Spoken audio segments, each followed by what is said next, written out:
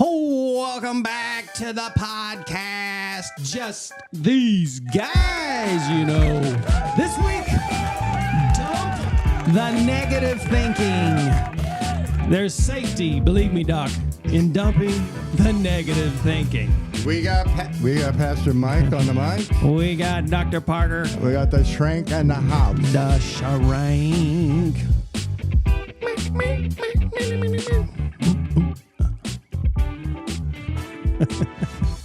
So, what you got for us today, Mike? Well,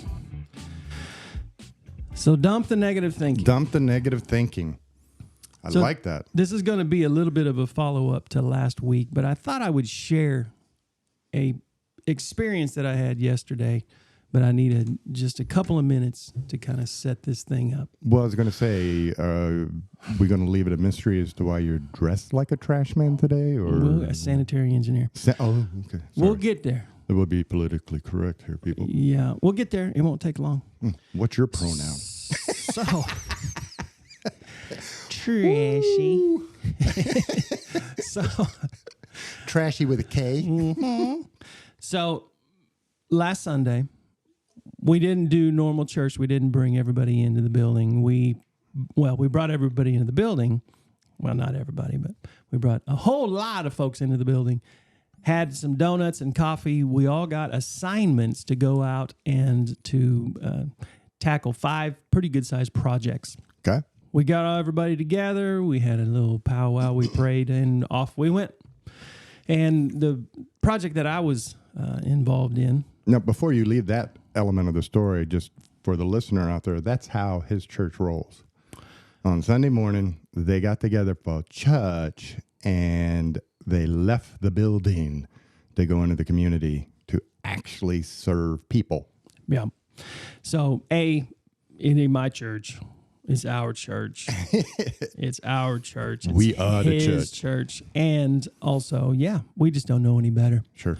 So we're just going to go do what Jesus would probably do. And so that's what we try to do. From time to time, we need to do it. I want to do it more often. Right. So we go. And we are at this lady's house. We're cleaning up her whole yard. We're getting rid of we filled an entire big dumpster, big yardage. I don't even know what yardage it would be, but it was a lot. Right. And got it all in there, got her yard all mowed up, weed-eated. We got her garage cleaned out, and it's just a lot of stuff. We had 22 people there, I believe. If you want to see photos and videos of this, go to his Facebook page, GracePoint Church, Wichita, Kansas. Mm-hmm. There is some video and photo footage of it. Yep. At one point in time, there were a couple of pieces of furniture. I'm calling them furniture, but to be honest with you, this one particular piece, I don't even know what it was. It was some kind of big cement block that was covered in wall paneling. I say it was cement block because this sucker weighed like 390 pounds. It took 5 of us to get it up into the truck. Wow. So, no more room in the dumpster. We couldn't have gotten it into the dumpster anyway. Sure. And so it goes with me. So now I'm trying to figure out what am I going to do with this honking big old piece of furniture and some other stuff. So off to the dump I go yesterday morning. I got my buddy Brad with me, and we go, and I decided to go over to the landfill side because the landfill, you don't have to go out deep into the hills of trash, and you don't have to worry about as many nails and all that crap. Sure. Because a lot of the construction stuff goes over there. We actually go where the trash trucks, the big waste management trucks come in, and they back in and they dump it and they smash it down, and then they take it to Oklahoma. In the higher class element of the dump. Well, yeah, you would think so. We go over there, and the guy tells me, just pull right over there. Well, first he tells me to go over to these dumpsters where you would have to lift whatever you've got and throw into the dumpster. And I'm thinking, we're not going to be doing that, buddy. This thing is a cement block. It's heavy. And so he says, all right, well, just pull right over there. Well, we sit there for like 15, 20 minutes waiting for, out of 6 bays, he allows 1 bay for the little guy. Right. The little dude who's more of a pain in the butt. Right. So we're sitting over there, big, huge trucks coming in and out, backing in and out all the way over, dumping everything. And so finally, he leans out of the shack that he's in, and he holds up 4 fingers. And so we go up and we back into number 4. Now, I want to take a pause here for a second and just say I'm genuinely a clean person. Now, when I say that, I take a minimum of 3 showers a day. Wow. So to be out in this environment, I just have to be real honest, is kind of bothersome to me. It kind of makes I was using the last week's 30-second, exercise several times. I was using it because of this guy. I was using it because we were having to wait for so long. I was using it because I was in this area where even the smell. Yeah, the smell. The smell alone. I've been there, done that. Makes you want to take a shower. Yeah, it's not good. It's not a good smell. It ain't a good thing. So we go backing in there, and I'm already a little. Feel the smell on you. Oh, you absolutely can.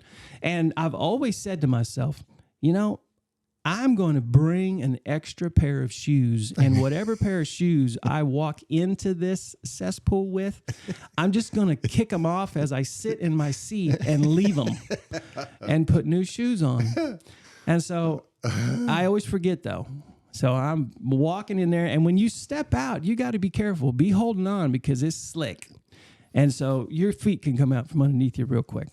And so I step out, I get back around to the back of the truck, and I get this bright idea that I'm just going to grab a hold of this cord that was attached to this monstrous piece of furniture because there was something electrical in it. I don't even still know what it is.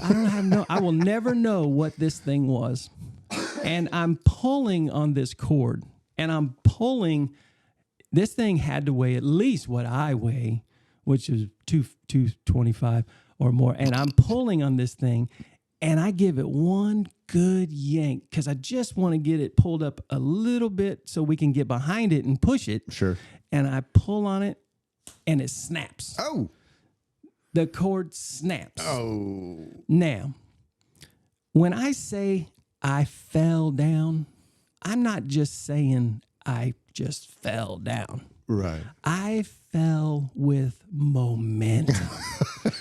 And with each step, I had more momentum and more you did momentum. That fall. Oh, yeah. Brad, who was standing up he was standing up in the truck bed.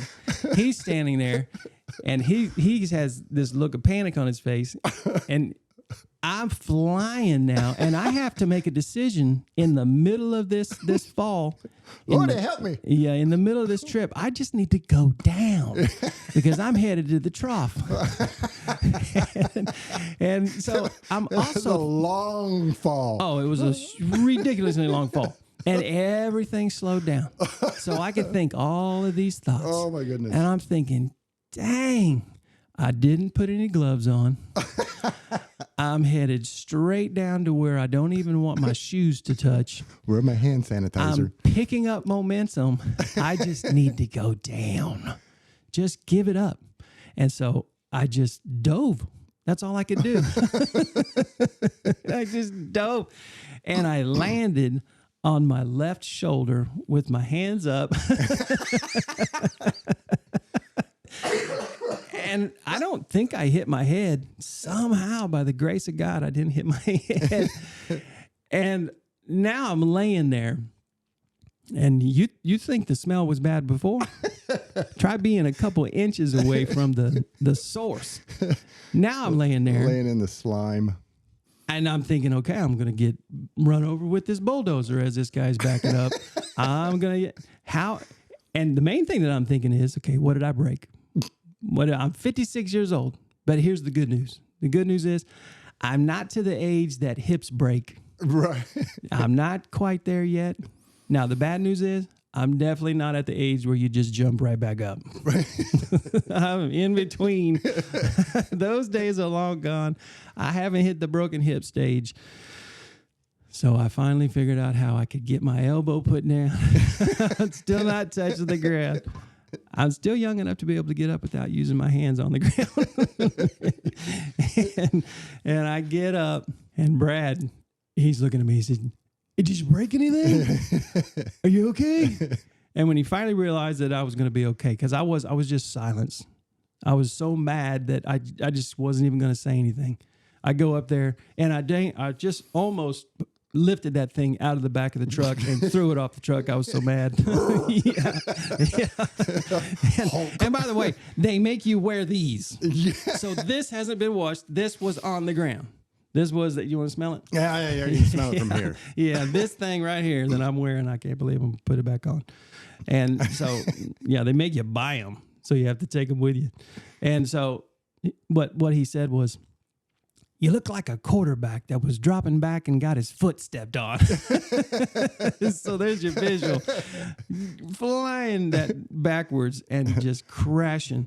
Big Ben Roethlisberger. Yep. But that was my biggest opportunity yesterday to utilize the 30-second exercise. Boom. Where, man, I had to take a deep breath. I had to control where my mind was headed, and then I had to just move on to some better thoughts. And it actually worked. Wow. It worked. It worked. I couldn't believe it. I got back in the truck. I did that little exercise. We drove away. It was very quiet in the car. Brad didn't know if he was dealing with somebody driving him around with a concussion or what. And so I sat there and I utilized it, and I thought, yeah, dump the negative thinking. That's exactly what I'm doing right now. Dump the negative. Yeah, dump the negative thinking. And so it made me think a little bit more about the whole idea of, okay, so thinking. This is our whole entire year and year plus. Was this episode number 63, right? Right. Every single one of them is connected with the idea of how we can change our thinking. Yes. And that we have much more control over our thinking, which is ultimately saying that we have much control over a lot if we are willing to intentionally make the change. Sure. And so out of that experience, it caused me to consider, okay, yeah, you know what? I that would have bothered me. I would have been mentally bothered as much as I today am still physically bothered by my arm aching and my side aching. I would have let it affect my day. I would have let it affect even probably continuing on to now. I'd have been so mad about it. But I started to think, well, that actually leads to quite possibly some overthinking, and that maybe some anxiety comes from overthinking. Really? But I wanted to get your thoughts on that, because I think sometimes we just got to figure out how to move on. Well, you touched on a couple of core elements there. One was you can change your experience by how you think. And that's, the exact thing you did once you got back in the truck. Dump the negative. So if you now turn your brain to all the other wisdom memes and crap on Facebook where people say things with a beautiful music playing in the background, you are the sum of your experiences. A man is the sum of his memories. So if you are the sum of your experiences and you can change your experience, much better. You can change everything about your life. You can change who you are. You can change your identity. You can change your life. You can change how you experience life. You can change the direction your life is going. If you are the sum of your experiences and you can change your experience in the present, you can turn and change how you experience the things that have happened to you. You can change your experience. You can change your experience means you can change your life by changing how you think. And that's what we've endeavored to do over this last year, is to bring specific how-to skills, DIY skills, to changing how you think. And if you take any one of these skills that we've laid out there and just do it every single day in 2 weeks and 3 weeks, you're going to notice huge changes. And you take something simple like the 30-second relaxation exercise, which is now a YouTube short and a Facebook reel. But if you take that 30-second exercise and practice it, then in these moments where life is pretty shitty. Where you're falling laying into life. in filth. In those moments, then it becomes an actual tool you can pull out to change your experience of that moment and change where life goes right after that moment. And that's what you did. You made the decision, what would be better. Yep. Keep stumbling and bumbling until I fall into the 20-foot trough with the trash compactor. Yeah. Or that wouldn't have been good. Do I go ahead and go down now gracefully? And boom, there you go. You made the decision, the better choice. You made the next decision of it would be better to get up than to lay here. Well, yeah, it wasn't graceful. And then you got in the truck, made the decision that it's in the past. We're moving on. Good. Yep. Now we're moving on. Now we're on it. That event is now done and gone. And why do I want to revel in it? Why do I want to? Yep. How is it going to help me? Yep. To play that video over and over again? Or do I want to make it my miserable memory, or do I want to make it my fun memory that I can now use to help other people learn? Yeah. You change your entire experience. Sure. Change your life. What do you think about the idea that we tend to fall into negative thinking, but we move in positive thinking? We fall into negative thinking, and for most of the people at this point, it is natural to fall into negative thinking because that's what you've done all your life. Right. And so it's an automatic. Yeah, you don't have to naturally do that. No, it's automatic. No, you don't have to intentionally do that. Right. You naturally do that. I know what you meant. Yeah. Thank you. But yeah, so you fall down. Oh, this sucks, and that's natural. That's how you've thought your whole life. That's how 90% of people think. Is bad things happen. Oh, I gotta, and some people are kind of histrionic, and they go to the bar and they spend 3 days, and next week they're still telling the same story, trying to garner sympathy from other people. Oh, I fell down. Oh, it was so horrible. That is natural for us to instantly go negative on stuff. What you've learned is that you can stop that as quickly as it starts. And turn it in a positive direction. And this is the beauty of the exercise. The more you do that exercise, there will come a day where you fall in the trash and you laugh as you're falling. And you get up laughing and dust yourself off and keep going, because you will have shifted your thinking from negative to positive. And so in the moment that things are happening, you can still experience it how you want. And maybe that is a really simplified way, but profound way to think about how you can go from a victim mentality to a victor mentality. Boom. Yeah. With the little things and the big things. Yeah. It doesn't matter. It doesn't matter what happens to you. If you fall down literally in the dump that you were worried about the bottom of your shoes touching, and now your face and your whole side of your body's touching, no big deal. This is going to be a really awesome story. And, I can get 3 or 4 sermons out of this. Yeah, oh yeah, heck yeah. So I had another thought. So with this whole idea of the negative thinking, and that we fall into the negative thinking very naturally, but we move into, and when I say that, I really am starting to grab a hold of and believe wholeheartedly that the only true cure for negative thinking is action. Action, positive thinking. It's hard to think. It's hard to just change your thinking by thinking. So it does help if you declare something, ironic, like good. It does help if you get up and dust yourself off. It does help if you do the Etch-a-Sketch. I. Right. And, if you do something physically that helps you change your mentality, it's drawing a line in the sand. You get up, and that physical action is kind of declaring to your mind, like, let's stop the negative thinking and start over. Because we're paralyzed by negative thinking. Definitely. Oftentimes paralyzed by it. And the only true cure, like you said, is to get up. Like when Jesus told the paraplegic, get up, grab your mat, and go.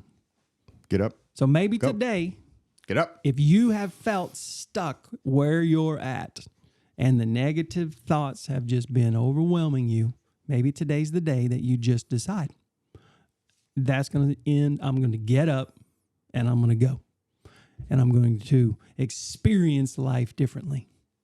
And I have the power right here between my ears. I have the ability to do this because I've been given the gift of being transformed By the renewing of the mind. A new way to live, a new way to think. In Texas, we say which cowboy wins the fight. And it's the one who gets up last. Mm-hmm. Oh, that's good. I like that. Earlier, you said overthinking, and I made a face.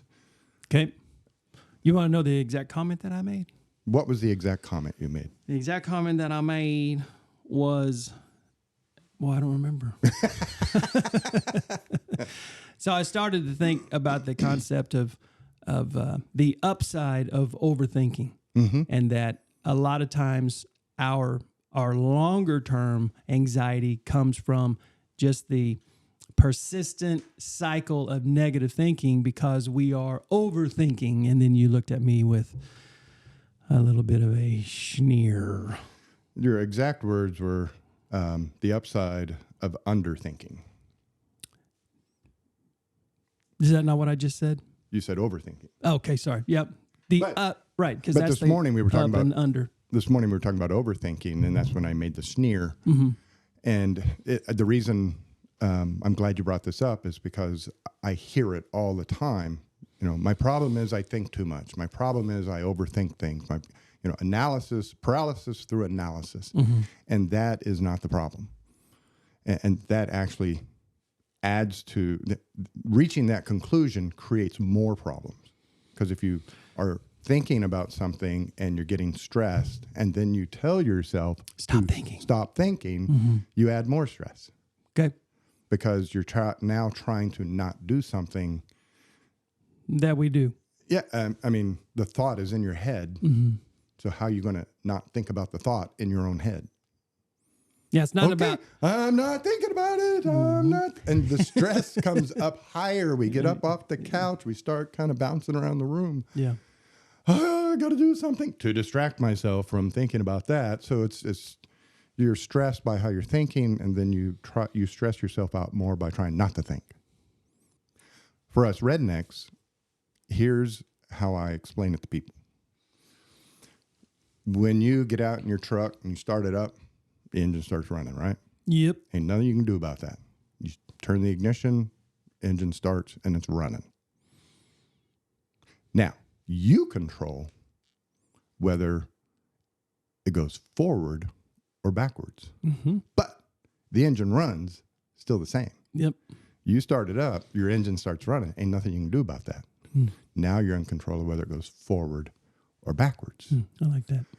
But otherwise, it's all the same. It's good. When you wake up in the morning, the mental engine starts running. Your mind starts thinking. Ain't nothing you can do about that. But you are in control of whether you go forward or backwards. And so instead of trying to stop overthinking, there's no such thing as overthinking. Okay. We think, therefore we are. Somebody said that. Plato? I think, therefore I am. I think, now I control whether that thinking goes forward, takes me forward in life, or takes me backwards in life.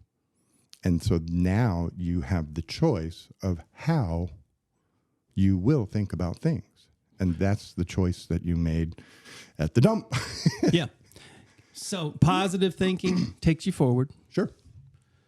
Negative thinking takes you backwards. And just a reminder for the audience out there, 12-2, How to Transform Your Mind, explains the difference between positive and negative thinking and also some other thinking tools to change how you're thinking. But positive thinking isn't rainbows and unicorns about everything. You weren't laying there in the muck going, yay, this is so wonderful. Yeah. No. I get to take another 5 showers today.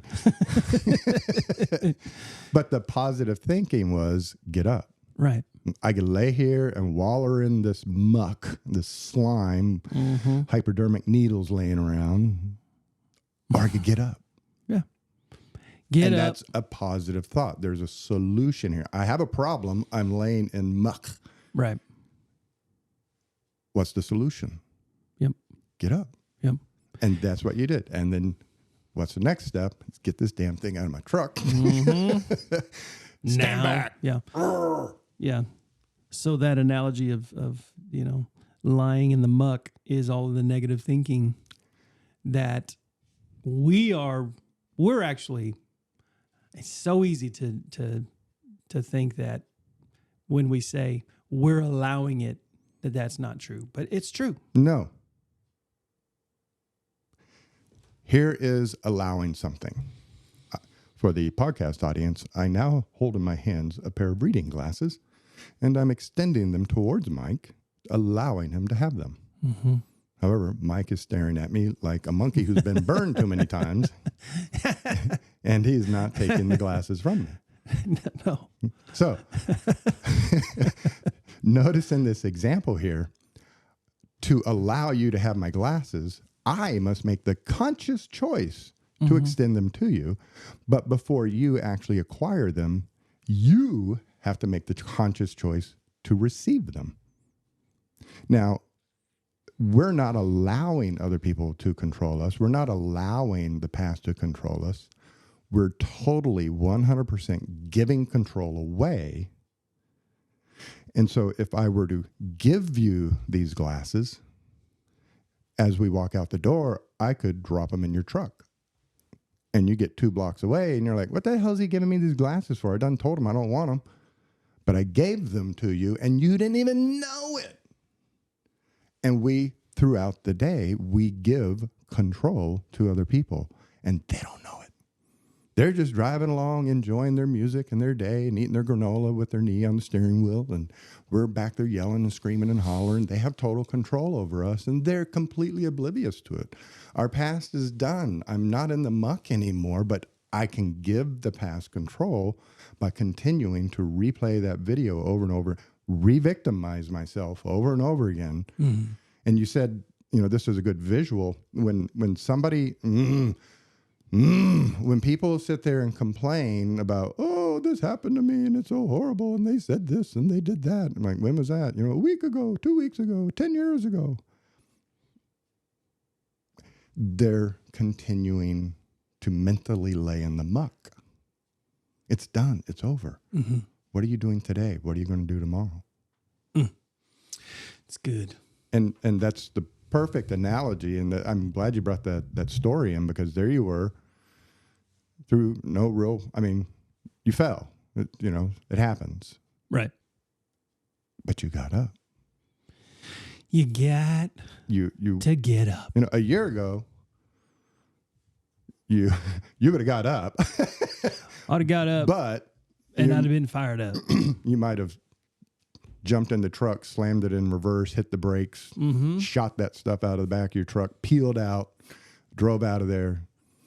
Your buddy in the back of the truck hanging on for dear life. Now he's laying in the muck. Gone home. Yeah, who knows? Throwing yourself in the shower for 2 hours. Mm-hmm. Yeah, how that experience would have gone differently a year ago before you began transforming your mind, changing how you think, thinking more positively.